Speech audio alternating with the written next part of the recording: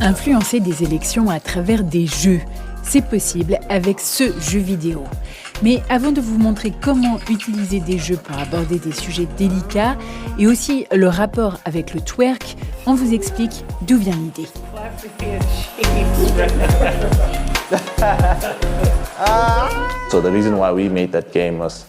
Nous avons créé ce jeu en réponse à la baisse de la participation électorale, en particulier chez les jeunes. L'objectif était aussi de faire comprendre aux jeunes que diriger un pays n'est pas une chose facile.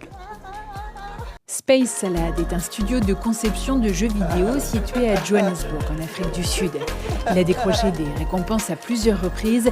Thabo Tsolo et son équipe tentent de modifier l'espace de conception des jeux, encore largement dominé par les Blancs. Ils veulent bousculer les idées reçues sur l'identité noire, à commencer par le twerking.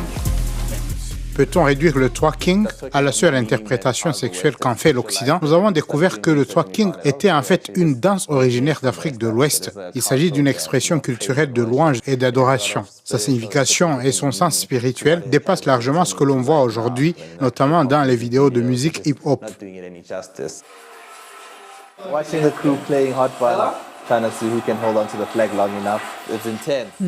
Ok, mais comment Space Salad parvient-il à intégrer le facteur ludique dans un jeu éducatif sur la politique?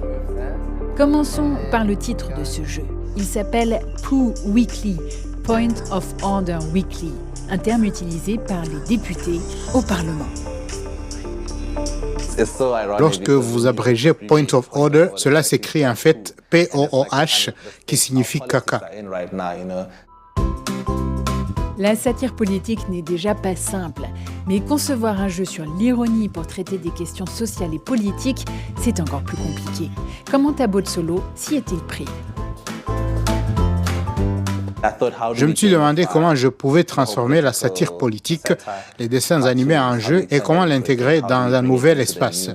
Grand fan du dessinateur politique Zapiro, les deux artistes finissent par se trouver et à démarrer une collaboration. En se concertant énormément, ils ont réussi à mêler leurs deux arts et à traduire les personnages de Zapiro en jeu. Dans le tout premier jeu, il est question d'un thème global, l'énergie renouvelable. Dans le premier jeu, nous vous parlons de la question du délestage. Le joueur peut choisir entre poursuivre l'exploitation du charbon et l'utiliser comme méthode de production d'électricité ou passer au vert avec l'énergie solaire. En plus d'essayer d'inciter les jeunes à s'engager sur les questions sociales, l'équipe de Space Salad donne des conférences dans les écoles. Thabo Tsolo nous explique pourquoi il lui semble important de motiver les jeunes noirs à envisager la conception de jeux comme une carrière possible. Nous montrons aux enfants que les jeux avec lesquels ils aiment jouer, ils pourraient plus tard eux-mêmes les créer et nous leur apprenons aussi à les créer. L'année 2024, avec ses nombreuses élections partout dans le monde, est une année idéale pour lancer un jeu vidéo qui parle de politique. On était sur la même longueur d'onde et cela nous a poussé à nous demander et si nous pouvions créer des jeux qui auraient un impact non seulement sur la vie des joueurs, mais aussi sur le monde dans lequel ils vivent.